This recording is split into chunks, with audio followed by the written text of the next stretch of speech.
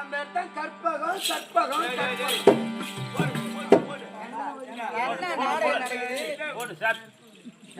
பொம்பளை வந்து ஆம்பளை பொம்பளை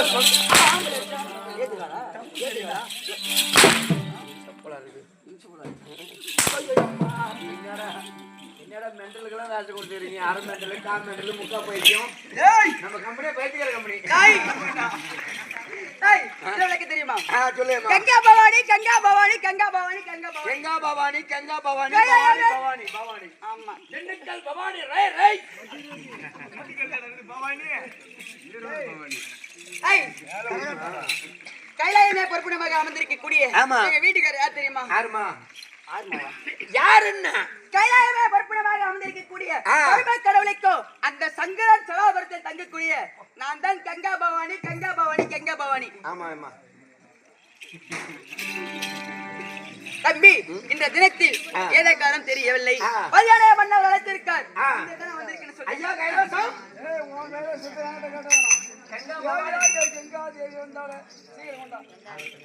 ஐயா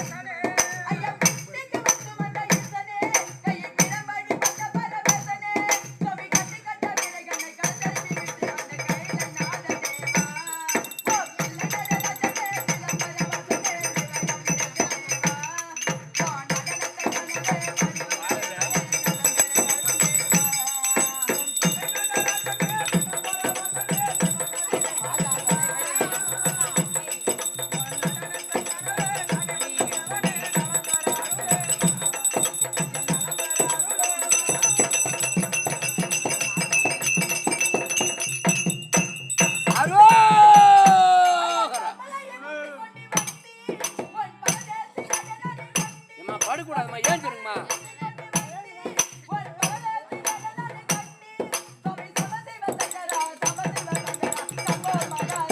சவுண்டே வர மாட்டேங்குது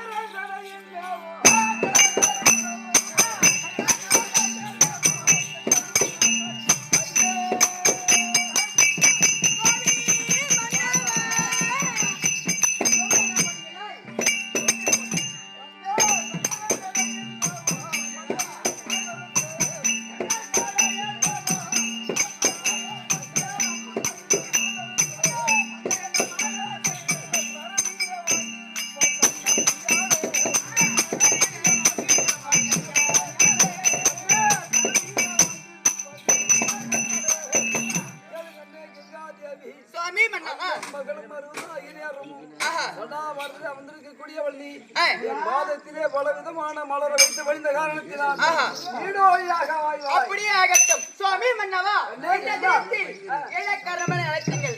எதற்காக என்னை அழைத்தீங்க? எப்படி அழைத்தேன் தெரியுமா? எதுக்காக? உனக்கு தெரியுமா தெரியாதா? எனக்கு தெரியாம தானே கேக்குறேன். அக்கா எங்க இருக்கிறா தெரியாதா? எங்க இருக்கா ஐயா கங்கா சுவாமி? அப்படி சொல்லவே தான் உனக்கு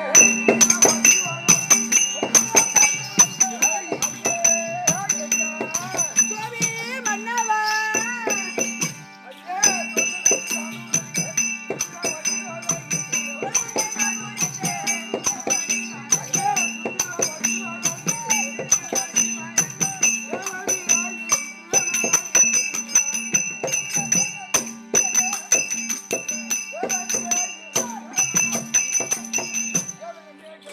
சுவாமி மன்னவா. எதற்காக அழைத்தேன்? எதற்காக?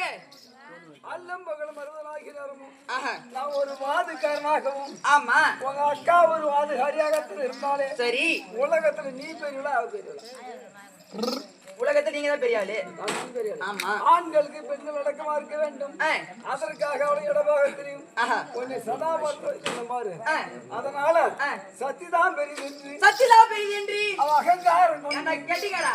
இங்க வாங்க. என் பெருமா ஏண்டா தினந்தோறும் வாக்குவாதம் சண்டை சத்திரவு அவ்வளோ சண்டை போடுத்து நான் கேக்குற நேரமும் சண்டை சண்டை தாண்டா போட அப்படின்னு சொல்றாரு. அப்பேரடா உமாபாரதி ஆ. அவளுக்கு என்ன கடுமதி நேர்ந்ததோ